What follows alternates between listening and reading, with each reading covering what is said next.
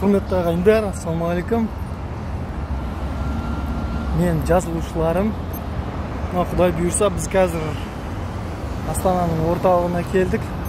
Жалпы Астананың орталығы қайсы, шеті қайсы екенін көп байқамайсың. Бірақ негізі адам келген кезде өзі біледі. Біз Астананың орталығындағы Астана опера жаққа келдік. Құдай бұйырса осы жақта. Артымызда жаңа Сарыарқа кинотеатр ғой деймін, сол жақтардан өттік. Ол жақтардың да көріністері нән. Содан мына жақтарда қазір орталықтың несін қарап отырмын. Мынау шынымен керемет жерлер екен. Құдайға шүкір, нән жерлер. Қарасаң көзін тоймайды. Бұған әрқайсысына бөлек тоқталып, әрқайсысына бөлек бару керек. Бірақ бүгін біз қазір Хан Шатырға барамыз.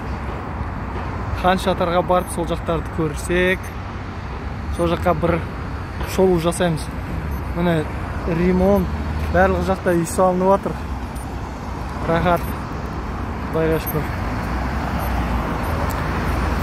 Астана опера. Ар жақта тағы да біраз ғимараттардың қасынан өттік. Ол туралы тағы да айтармыз. Қазір Астанаға Хан Шатырды көреміз.